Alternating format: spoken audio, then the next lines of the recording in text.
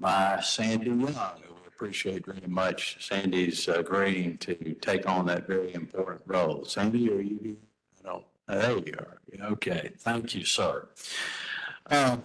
So that was some of the activity that we were involved with our board structure and all today. And we have to mention that the minutes of the annual meeting were approved by the board at that meeting, and so they should have been sent to you by email. And so if you have any questions about those minutes, let us know. I believe that's it from the board and the report.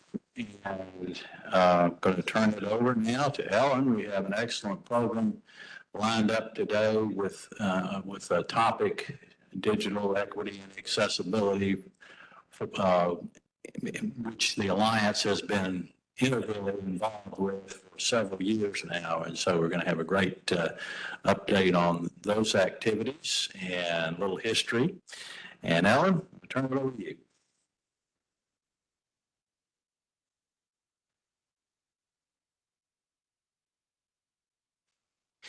It's still morning, I think, so good morning to everyone. And I want to just thank you to Lloyd again for opening up our member meeting for July. And hopefully everybody is having a nice and warm summer and not getting too hot out there. So thank you for all of those who are joining us in the room, and also thank you to everyone who's joining us virtually. I'm Ellen Collins. I'm the Executive Director of the Mississippi Alliance of Nonprofits and Philanthropy, and we're just happy to have you here again today with us. And as Lloyd said, we're going to have a very engaging and informative conversation around digital equity and accessibility, which is something at the top of our minds. It should be at the top of our minds, and it's a great need in our state. And it impacts us at every level of life that we live. But before we get to that, we always like to start off with some general announcements from the Alliance. And I'm going to just flip my books for just a second and do a general member announcement. I would like to announce to our membership that Ms. Denebra Grant has joined us as our Chief Program Officer. And I'll just ask Denebra to turn around, maybe just come up, because I sometimes don't know how the video works. But Denebra Grant has joined us as our new Chief Program Officer. She joined us in June of this year, so she's been on board now a little for a month. And Denebra, if there's anything you'd like to say, we'll hear from you. Well, first and foremost, I want to say thank you guys for having me. I am ecstatic to be here. I'm ready to get boots on the ground working. I'm still getting acclimated to the position, but I guarantee you that once I'm up and rolling, we're going to hit the ground. I look forward to working with each and every last one of you guys. So let's go. All right. Thank you, Denebra. And at this time, I'm going to ask Ms. DeLorean King, who is our Program and Membership Associate, to come forward to give us an announcement on our upcoming trainings.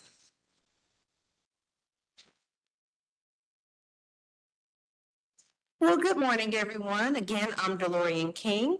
For upcoming events and trainings, on Tuesday, July 16th, we have the Alliance webinar, Social plus Emotional Intelligence, what it is and why it's important for nonprofit leaders. It'll be from 11 a.m. to 12 p.m. virtually with Deidre Danaher. On Wednesday, July 17th and Thursday, July 18th, we have our Excellence in Action 2-day boot camp that'll be held in Jackson, Mississippi from 9 a.m. to 4 p.m. both days. On Thursday, July 18th, we have our upcoming webinar, Better Protection for Your Nonprofit Organization. That'll be from 11 a.m. to 12 p.m. And Dudley Woolley, who is the Chief Executive Officer with Ross & Yerger. And this will be an opportunity for you all to learn more about our member benefit and our partnership with Ross & Yerger. Thank you.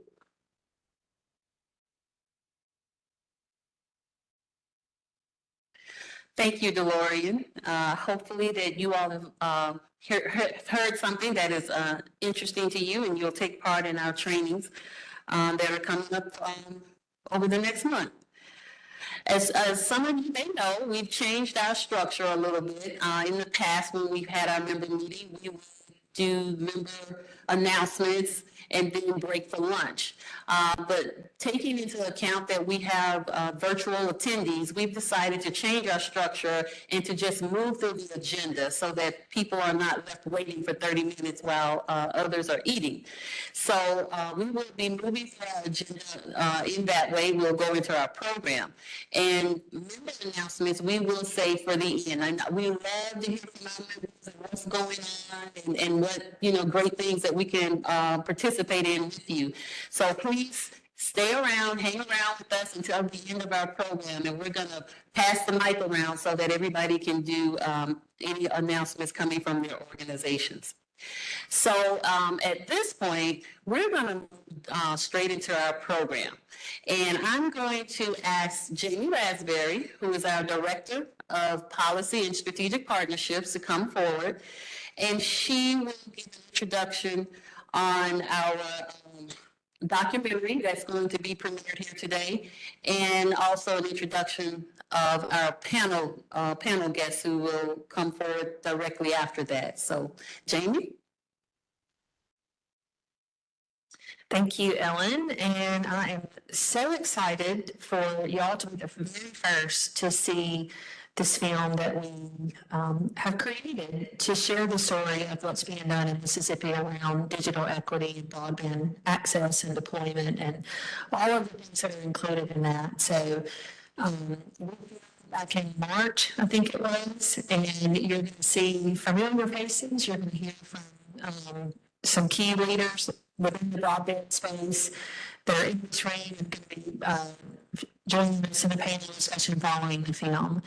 But just to give you a little bit of context, and for those of you that may have attended some of our previous meetings or have been following the communication that we've shared about the work we're doing to close the digital divide and to play a role in this broadband deployment, we've been doing this for several years, but most recently since the fall of last year when we shared here in this room in July that we received a grant through the Media Democracy Fund to build this Mississippi-based coalition to just create a coordinated effort across the whole broadband deployment pipeline.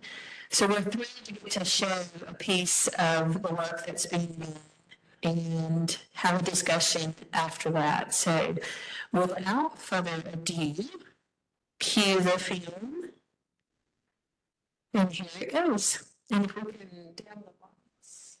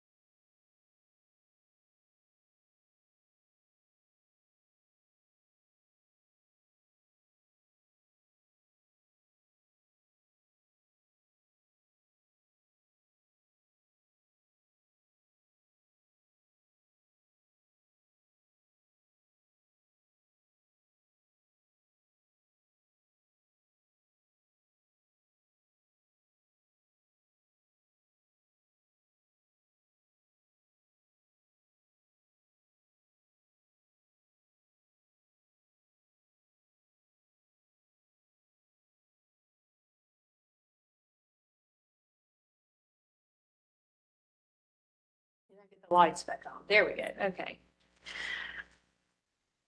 What do y'all think? It's a rhetorical question there. But wow, I mean, I've seen it just a few times and another one time in its entirety. And I have questions even myself, and just some thoughts on some things. But I hope that you enjoyed that. And we will be sharing this out more broadly today. But y'all are the first to see it. So I'm really excited to get to do that. So now I have some guests here that I'd like to ask to join us up on the stage that participated in the film. And we're going to just share some updates and talk through some things. So Carlton Turner is here with us. Maria and Harya is here. Bradley Long was going to be participating, but he was not able to join today. But I do have some updates regarding the work that they're doing that I'll share. So we'll just have y'all come join us here at the table.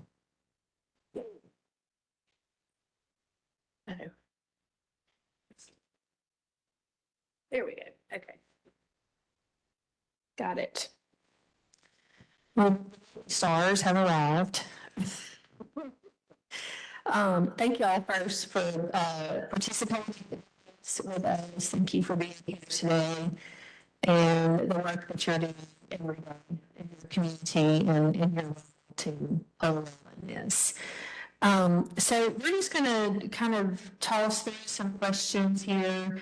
And before we do that, I would like for y'all to introduce yourself just real briefly. Wasn't actually in the film, but she was behind the scenes and came all the way from California to be here with us today. So maybe we'll start with you. If you could just share what your role is. Okay, hopefully this is on. Hi everyone, my name is Maria Mercado. I am based in Sacramento, California, and I represent the Digital Equity and Opportunity Initiative, who are the folks who were behind this docuseries. And so really excited to be here. Okay. Hi, everyone. I'm Harya Tarekegn. I'm Director of Policy and Advocacy at the Mississippi Center for Justice. And we work broadband from the angle of making sure that the unserved and underserved communities in Mississippi are at the forefront of this broadband expansion. Good morning, everyone. My name is Carlton Turner. I am the co-founder and co-director of the Mississippi Center for Cultural Production. Also go by the name of Sipp Culture. We're based in Utica, Mississippi, and we do community development using food and story, arts and agriculture is our work. And we can talk about how this work impacts broadband. Mm-hmm. Well, thank you. I'm just going to start with the first question, and we probably won't have answers to a lot of our Mississippi-based questions, but she's here to speak on behalf of why Mississippi was chosen to be a partner in this Digital Equity and Opportunity Initiative. So my first question, and I'll let y'all decide who goes first. How has the lack of broadband access historically impacted the communities that you represent and those that were mentioned in the film?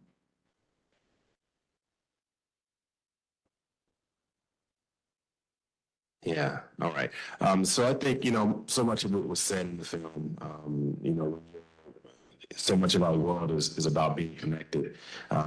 This thing is almost useless if you don't have an internet connection. It's just our lives are so intertwined with technology. So when our communities don't have access to speeds of activity that are really should be standard, then it definitely impacts the quality of life that we have and our ability to engage in really a global communication system, and how that's also connected to our education system. It's connected to employment and job opportunities, the ability to be self-sustained and engage in commerce that is outside of your own community. All those things are connected to your internet speed. And so when our communities don't have that access, then we get left behind. And I think right now, what we're experiencing in our community in Mississippi is that during COVID, they ran fiber optics in the community, but they only brought it down the highway and down Main Street. So if you don't live on Main Street, which basically nobody lives on Main Street anymore in any community. You don't have access to those high speeds, and we don't have the service of what, like they were saying, the 25 or whatever it is. We have 18 megabits download, and I think like 2 up. But on Main Street, which is literally a couple of blocks up, you can get the fiber optics. So that's a big divide. There's almost no businesses on Main Street. So that access is really just going unused. And those that can get it mostly can't afford it. So it does a lot for ability to be connected and stay connected and be engaged in a much larger a global conversation is happening, and we're not really being a part of it.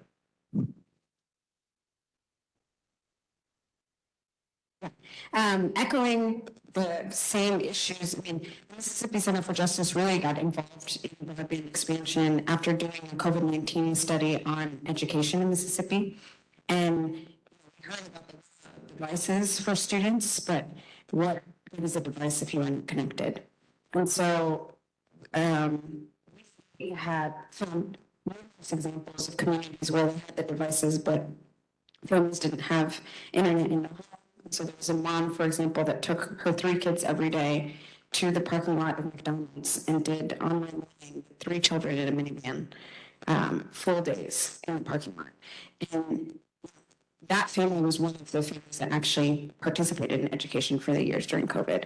But a lot of students weren't able to participate. Similarly, online jobs are everywhere now. Individuals that previously weren't able to be employed, whether for access issues or any other issue, are now employed. But that's not true if you don't have service and if you're not connected. We know that Mississippi is having a huge problem with the closure of rural hospitals. There's no telehealth in these communities. Telehealth would solve great issues, that obviously have other solutions along with them, but telehealth would go a long way.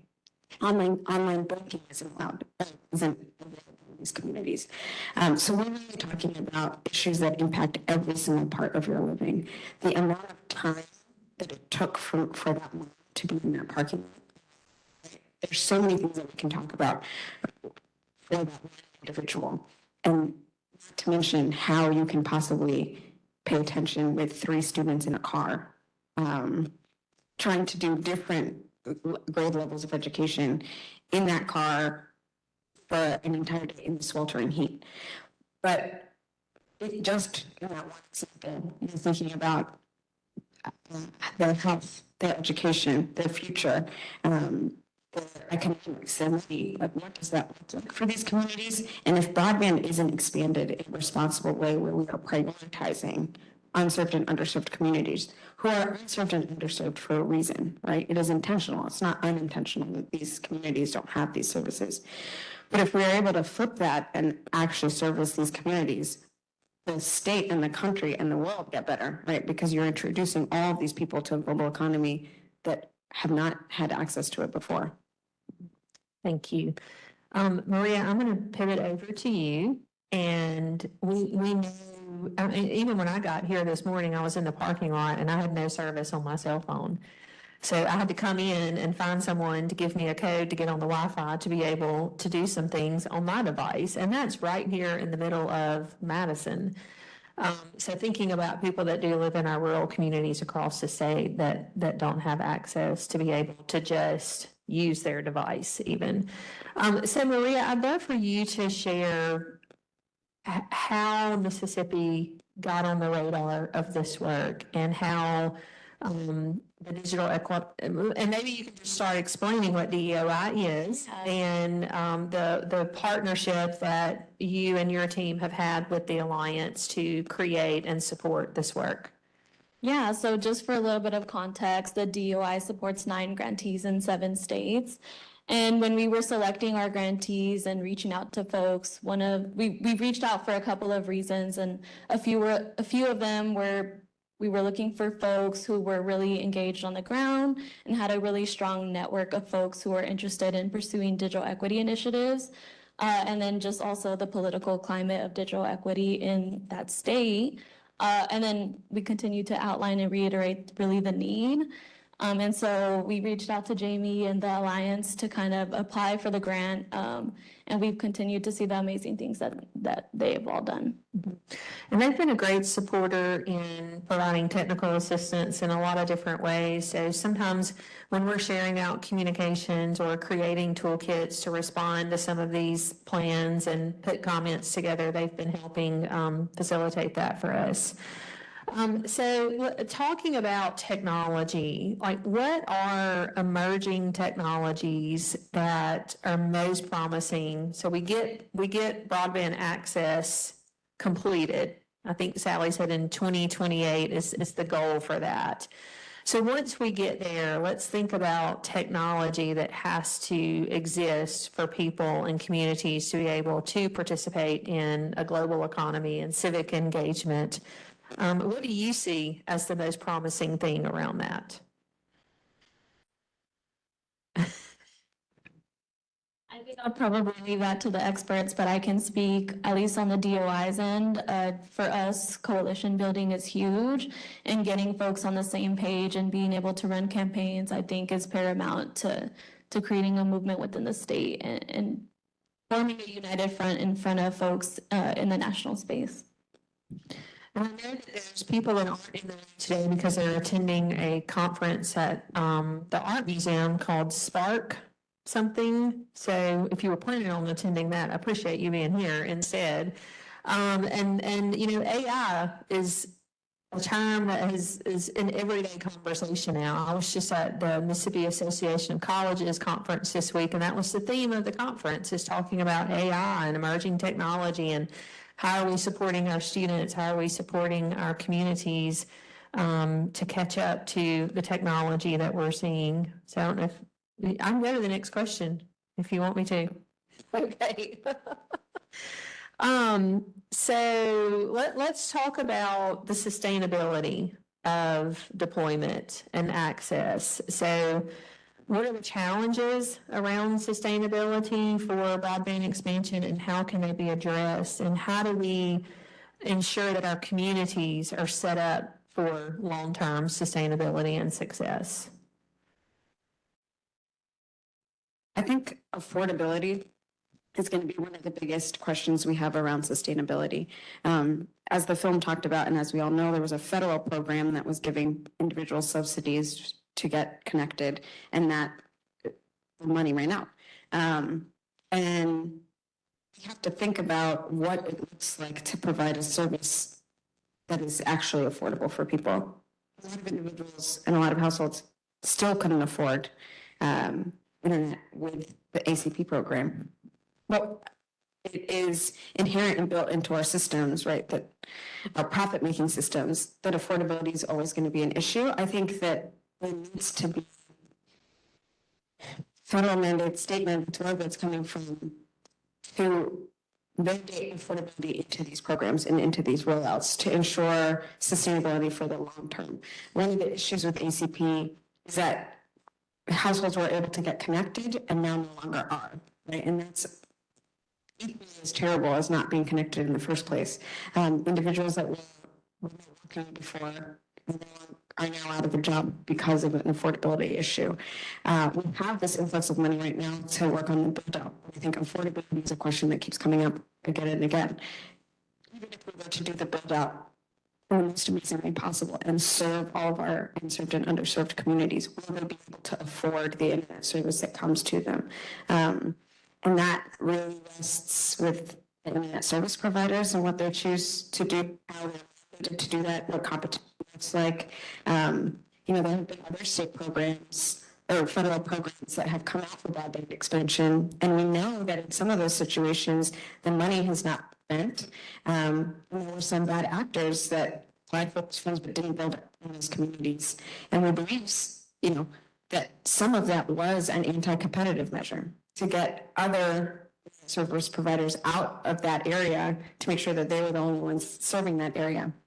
And the lack of competition means that the individuals are not served, but also if they ever were, that the prices would be so high because they would be able to do it so highly.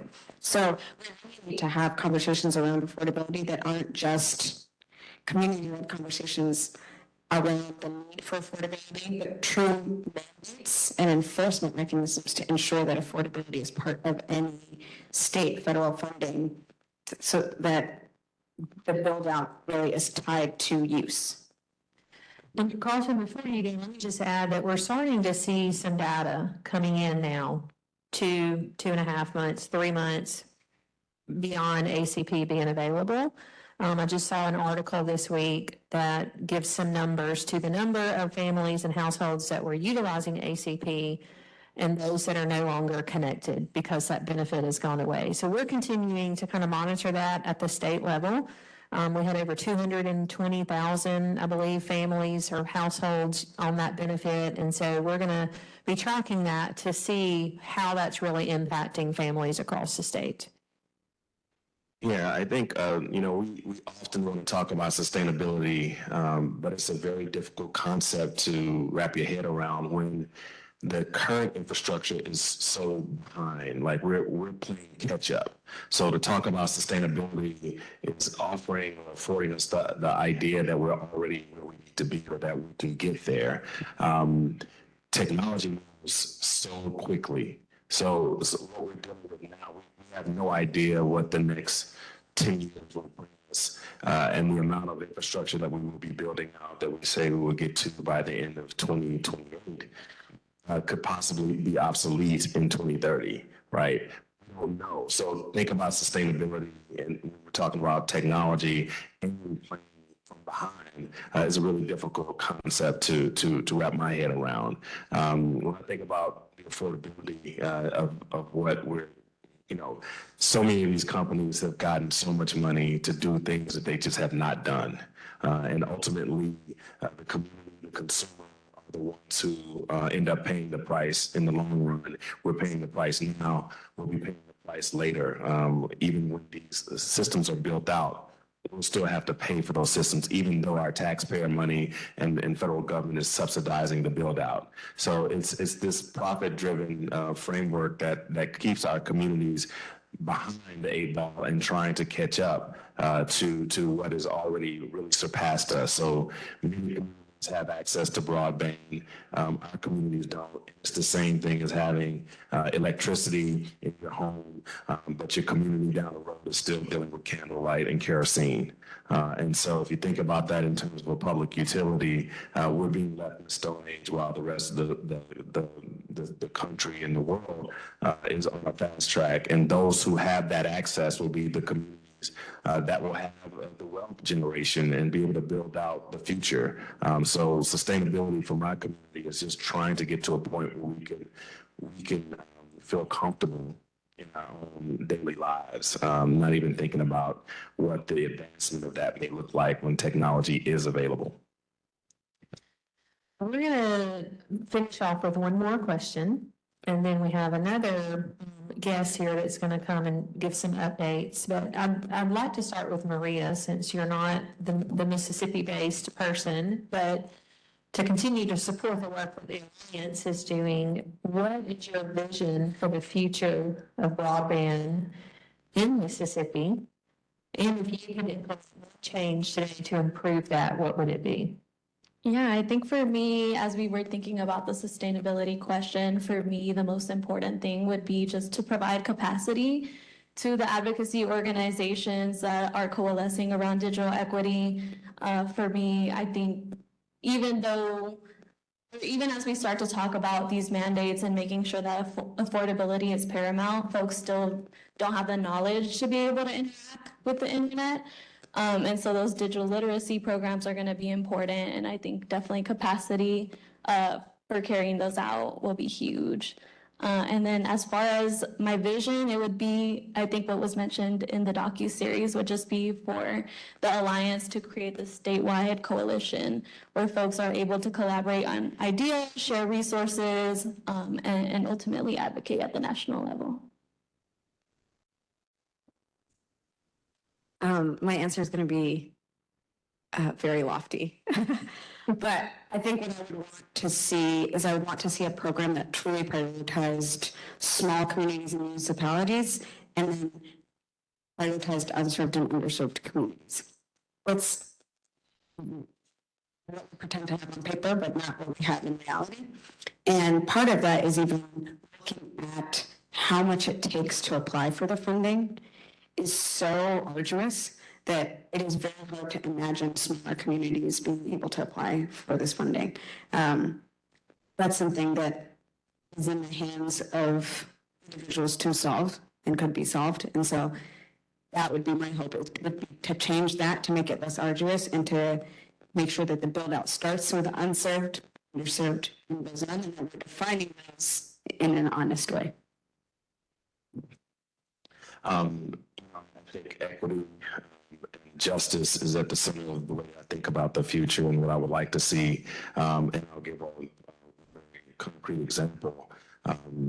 In our community, the fiber optics were laid on the main street. And the only place that they deviated from that and brought it down a side street was to provide high-speed internet to the police station. And so to have our communities that have access, but that access isn't used to further criminalize and surveil our community, but it's really used to provide access and connectivity. Well, thank y'all for being here and for participating in the filming and for the work that you do in your community statewide and nationally. So we've got local, state, and national representation here. So we appreciate y'all being here and supporting this work.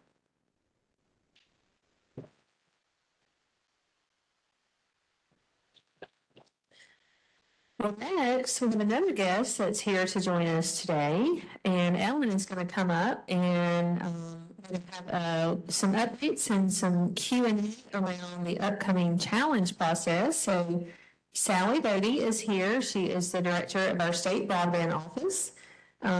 Great partners with us in this work, and two of her colleagues are here today as well. And so we've been talking about the challenge process for quite a while, and have done some seminars and some webinars and some sessions to educate our sector about this. And we wanted to be able to give some updates and just have a little Q&A between Ellen and Sally, and then we're going to have a Q&A with the audience as well. Yeah, so if you have questions for our panelists as well, please, jot those down, and we'll do that. So I want to welcome Sally Doty. She's the director of the office, and I always have to look at this and get this right, the Office of Broadband Expansion and Accessibility of Mississippi, BEAM. So welcome. Sally, there's just a lot going on in the state and a lot of communication and conversations about this issue. And so the community, nonprofits, all of us are trying to take this all in and also understand how we can participate and the importance of participating. And so we really want to hear from you how we can do that. So what I know is that out of your office, there is the BEAD challenge. And BEAD is Broadband Equity, Access, and Deployment. And we want to know in simple terms, what is the challenge process? BEAD.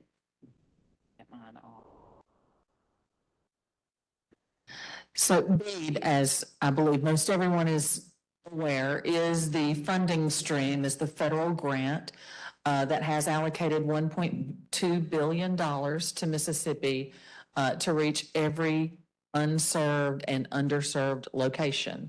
And our office will be administering that funding. There are a lot of different steps to unlock that funding. And one of those steps is to run a challenge process. As the state broadband office, we were required to have a listing of every served and underserved location in the state. We've done that. Now we have a spreadsheet file that has all these locations, but you can't make heads or tails out of that, right? So we have it all on a map. So our map is available at our agency website. If you haven't looked at it, you've got to look at our map. We have tried to make it as transparent and easily accessible as possible. Some policy group around, I can't remember their name right now, has named us as one of the top 3 in transparencies for our map. So we've got our map up. if our map is incorrect. And mainly this means for an area that shows as served but is not served. If that map is incorrect, because our map, we are required to use FCC data. We are required to use FCC data on our map. The FCC gets their data from providers. So providers now twice a year have to provide data to the FCC and say, we serve these particular locations at this specific speed. And so the FCC takes that, has it on their map, then they push it down to us, and we have it on our map. So that's where our data comes from. If you look at that map and you have a gray dot for your address, that means you're served. You've been reported by a provider that they serve you. So if you look at that gray dot and you say, well, that is not my experience, I can't keep a Zoom call up, I don't get that speed, or I have reliability problems, then you need to be involved in the challenge process. So again, I have to emphasize, we're implementing this federal program, and these are rules that are adopted at the federal level and then pushed down to the state level. So the only eligible challengers are nonprofits, units of local government, or tribal governments, and providers, internet service providers. So we expect a lot of activity from internet service providers because they report on these things all the time. But we have actual individuals who do not show up on our map as served that say, I don't get that service, that's not right. How do they participate? Individuals can't. Yes, you can. Individuals have to provide that evidence that then a nonprofit or a local government will use. We have a resident challenge portal. There will be a link on our website that you can go to, follow through, and provide information. Maybe it's not, we tried to keep our language consistent, so we call it a resident challenge. So you can put your information in there, and then in reality, the local government or a nonprofit will go in and gather that evidence and submit it as part of a challenge. Because again, only those three categories can actually file a challenge: nonprofit, local government, or internet service provider. Okay. I'll stop. I have more to say on that, but I'll stop. Well, I'm gonna just follow up. I'm gonna use my own personal experience just to understand. So you're saying that as an individual, and I'm thinking about me if I'm down in Oktibbeha County with my mom who's living on this rural road, nobody around, she doesn't see an office or anything, but we would need to go to the Beam websites and find the map. And then on that map, hone in or zone in on where this residence is located. And then there is something on the website to complete. And okay. Yes, there will be. It's not there yet. Our challenge process is not going to open up until August the 1st. We originally scheduled for July 17th. We have pushed it a couple of weeks to give everybody a little bit more time. So the first thing is to get familiar with the map. Like I said, we worked really hard to make that map easy to use. So if you just go to our website, it says click, it's in red, a banner at the top. Click here on the map. Now, I'm going to tell you the map works on your cell phone, but it works a lot better on a tablet or a computer. You just can't quite see all the features of it if you run it on your cell phone. I run it on my cell phone all the time. But and if you do turn it sideways, you can see more. But get familiar with the map. You put your address in, you need to type it in, or you can just go to it. You can drag your cursor over there and click on your address. Now the first problem is, what if your mom's address is not there. Because what we have found is the FCC map has a lot of Mississippi addresses missing. And we have been involved, our office, in making challenges to that FCC map, and we have gotten several thousand addresses added to the map. So if your address is not on the map, you just need to contact our office and let us know it's an FCC issue, and we're going to try to work with them. But we feel pretty good about it. Most addresses are, so go find your address. What color dot are you? If it's gray, it means you're served. If it is green, it means there is already a federal funding program that has a provider designated to build out to your address. Now, they may not have done it yet, but they are in a certain program with certain deadlines. And again, it's probably not, the majority of those programs are not run by my office.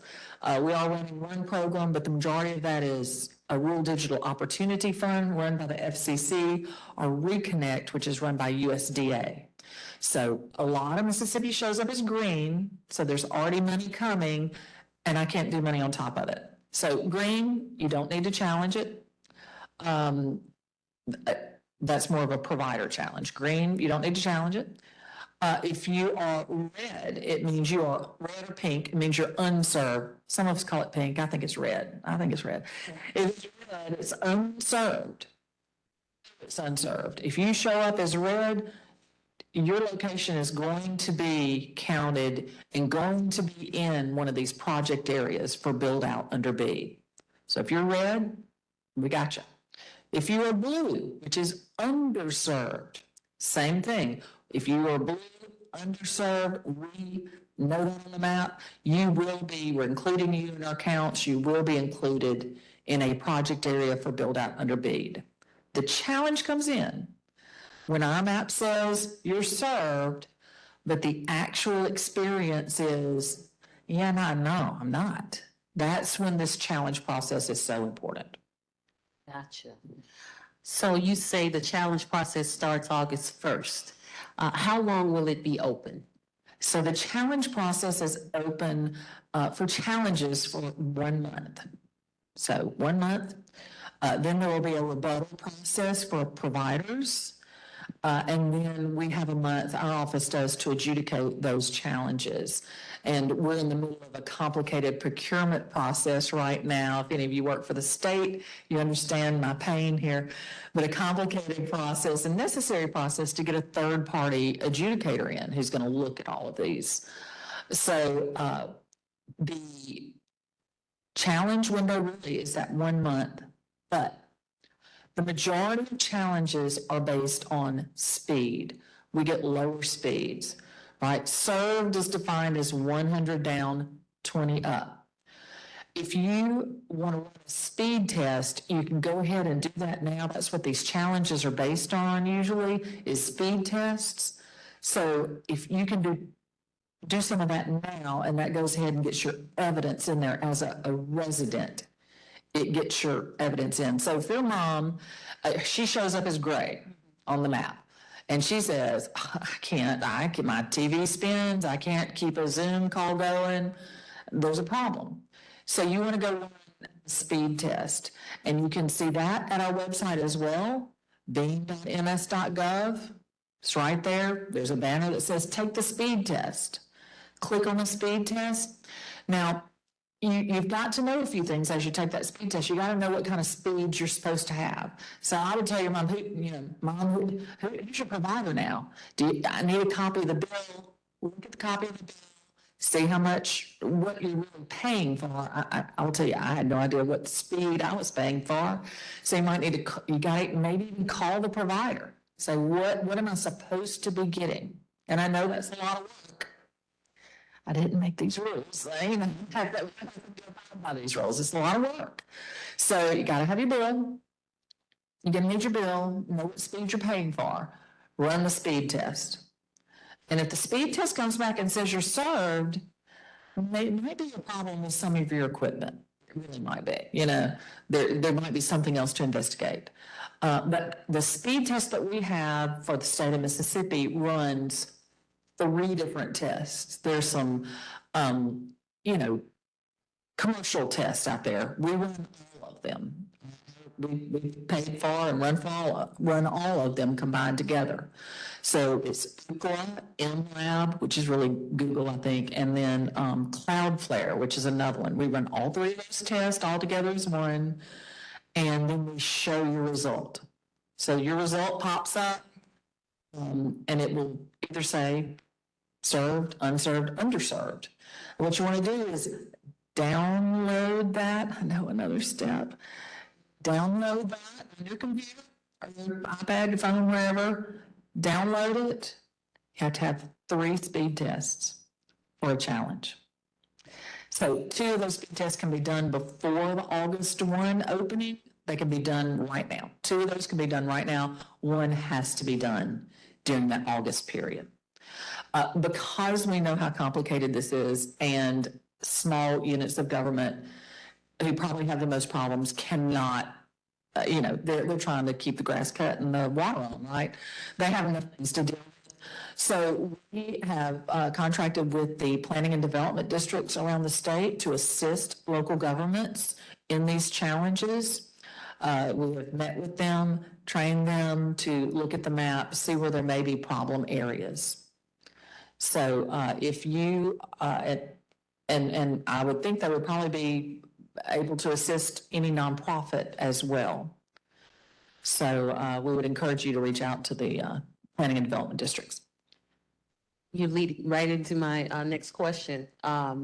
You state that local governments, nonprofits, and tribal entities are the eligible challengers. Tell us, why as nonprofits should we participate in this, and why is it important for nonprofits across Mississippi to be really engaged in this whole process? Well, this is such an opportunity to serve the people of Mississippi.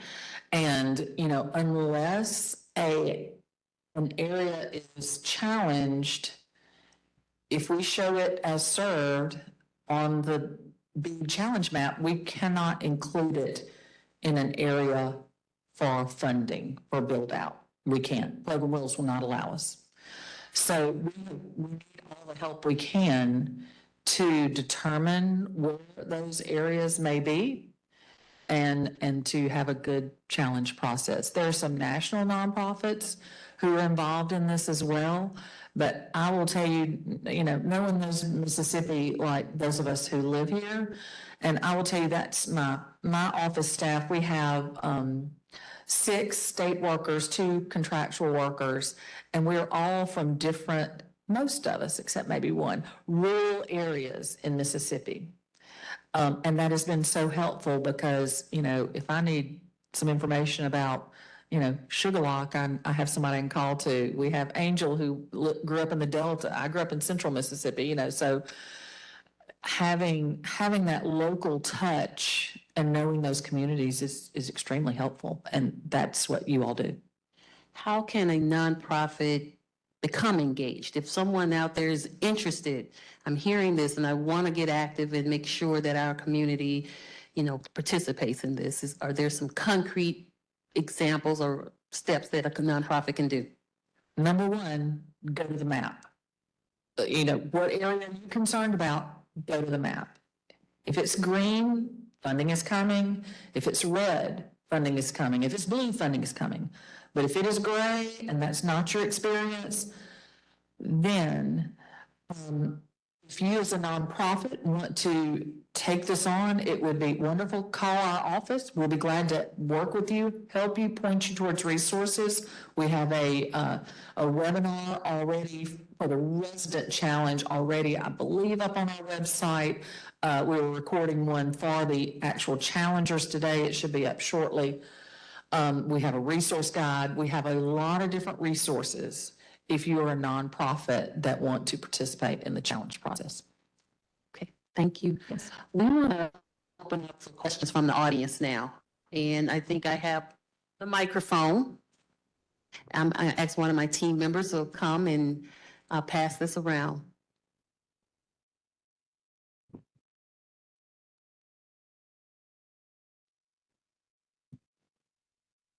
Speed test require different times of day, or can you run the speed test at the same time? Because I know that it's the speed based on, you know, how many times. You will want to run that speed test at a peak time. So I would say, after work, sometime from 5 to 10, probably 7 o'clock at night, 7, 8 would be a very good time to run that speed test. You're going to get your true test. And that's why, in fairness to the providers, that's why it's required to be run 3 times to make sure that it's just not some sort of fluke, but each time it's coming back as unserved. But of the 3 times that it has to be run, it can be run at 7 or 8 o'clock each time. So yes, during peak time is the best. Hi, my question is, what is the total amount of funding that the federal government has sent to the state of Mississippi to address broadband? And is there a timeline when everything will be up and going?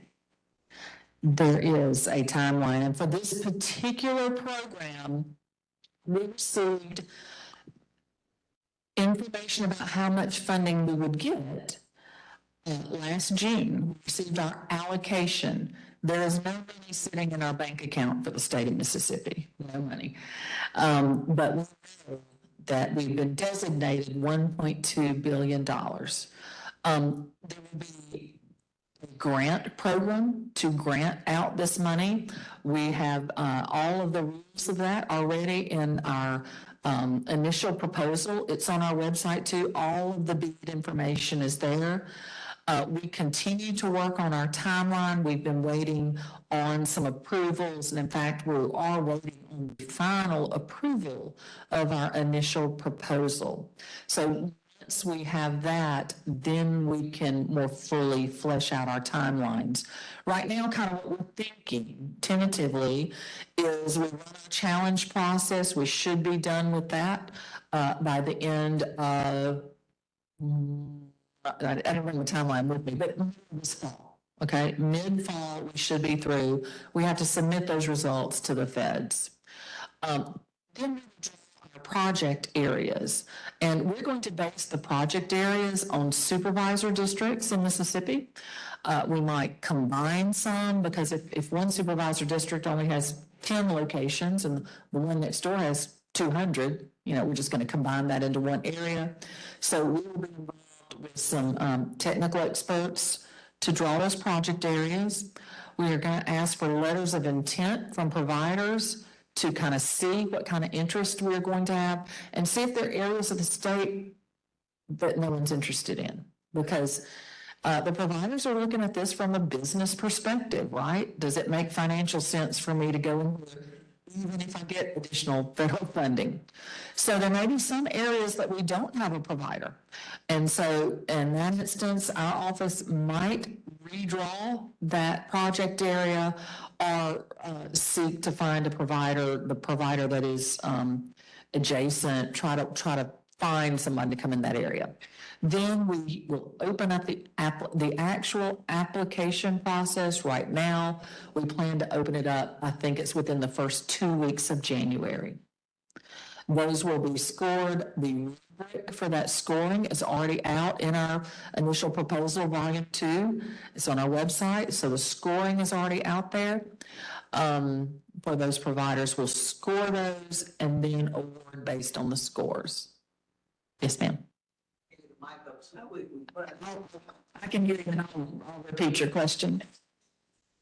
What if the provider does not see enough profit in an area that is underserved or unserved?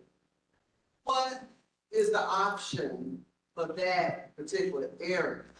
If we count on the providers who exist now or whatever, to go in. So the question is so your question is, what about areas that a provider does not want to go into, don't see that it's possible? And that's the purpose of this federal funding. This purpose is to provide the capital to make financial sense for them to go into this area. So, you know, some areas may receive more funding than others, but to make it more desirable for a provider. A lot of different factors come into play. And then how do you maintain affordability? So we're required, this program requires, she asked how to maintain affordability. This program requires that Mississippi adopt an affordability standard. So we surveyed all of our different providers, co-ops, regular, you know, other ISPs all around the state, and we've come up with the figure of $60. That $60 is an amount that allows them to operate and maintain their network, but yet not be too high for, we hope, an average family. We also hope that ACP program can be revitalized, reworked to really help the most needy. There's a lot of work at the federal level on that ACP program. I believe it's going to come back kind of in a different format. We have a question. Well, just one. Y'all pick people. I'll quit. She has the microphone. We'll have a question over here. Okay, thank you. What is your marketing rollout for this? Are you targeting those in those rural areas, those TV stations in the South, which will have about, are you targeting those major religious denominations to get that information out, like the National Baptist Convention? They have their conference in 2 weeks. Are we targeting those type of groups to get this information out so that when August 1st hits, you have that base of people in those areas that would be convening on the city of Jackson for one place, and then those just around the state that we can get to quickly to get this information out to so that they can be a part of that challenge, because that is a big concern. Yeah, we have been reaching out for the past year and a half. We have been all over the state. We were at that exact conference that you talk about last year. We had a table there. I believe we have one this year. I'm not quite sure. I'm looking at one of my staff members in the audience. So yes, we have been reaching out to different groups. We have a letter. I've been to the Municipal League Conference every year, been a speaker. They've been very gracious to let us be there. And so we work through the Municipal League to make sure that our mayors know, our small town mayors know how important this is. I've been talking to them for, like I said, 2 years about this. Also the supervisors as well. We'll be working through the Supervisors Association, and just any outreach that we can. And that's why this group has been such a great partner as well, to get this information out to all of the nonprofits. Do we have a question back here? Okay. I heard you talk about taking a test so that you all could do the build up. And I think from what you said, I understood you to mean that when people take the test, if the service is not there, that's the point of having the money to get the service there. Because that was the question I had. I know that there's money that's coming out, but what if the service is just not there, just not in the area? So that's the first question. I think you answered, but I just wanted to make sure I understood you. So there's no service there. If you show as red on the map as unserved or blue as underserved, you'll be in a project area.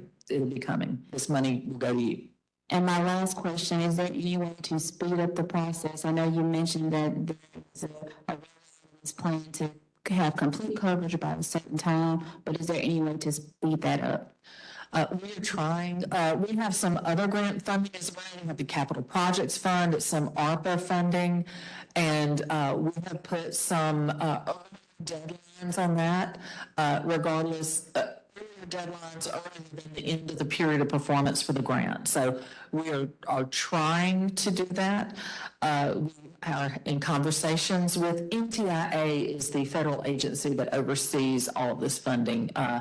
National Telecommunications and Information Administration, and we have proposed in our volume 2 to also emphasize a speedy build out and maybe have a more aggressive build out schedule. But as far as getting through the steps and open up this application process, I'm afraid these are just the steps that we have to take, and it's it's a large scale infrastructure projects, and they take a good bit of time. We have time for one more question. Yes, Ms. Doty, thank you very much for all the information. I really appreciate it very much. And you say go to y'all website. I want to know the official name of the website, please, and also the number, a contact number, please. Sure, beam.ms.gov. The name of our agency is Expansion and Accessibility of Mississippi.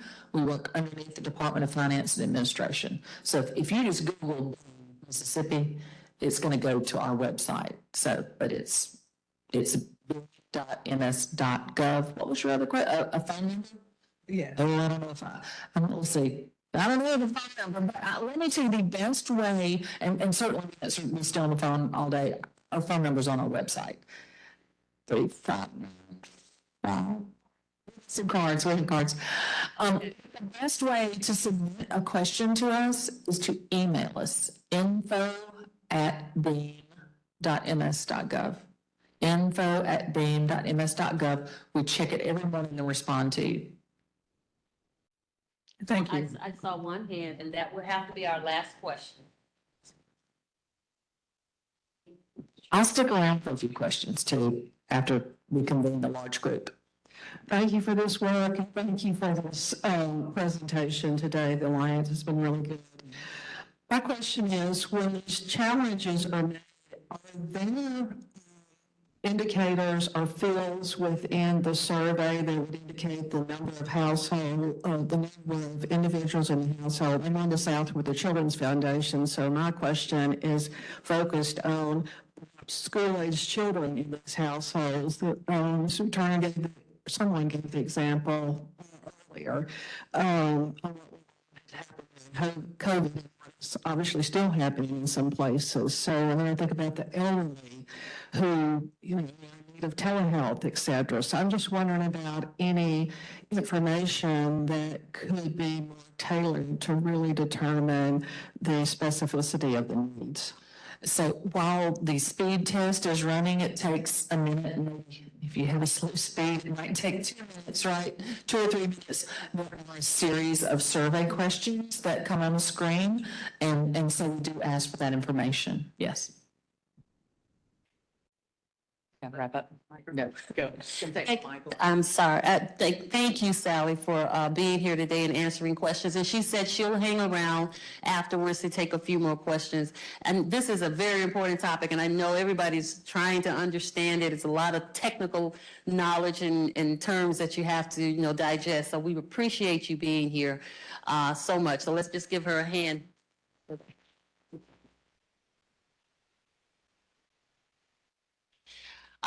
We're running short of time, and I always want to be respectful of everybody's time, but we always allow time for our members to make any announcements that they would like to share with us.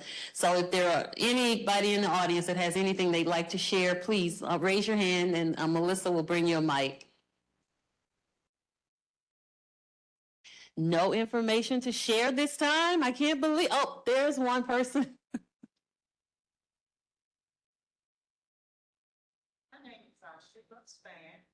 I'm a pharmacist, diabetes patient, and I don't know if y'all seen the information about our fundraiser.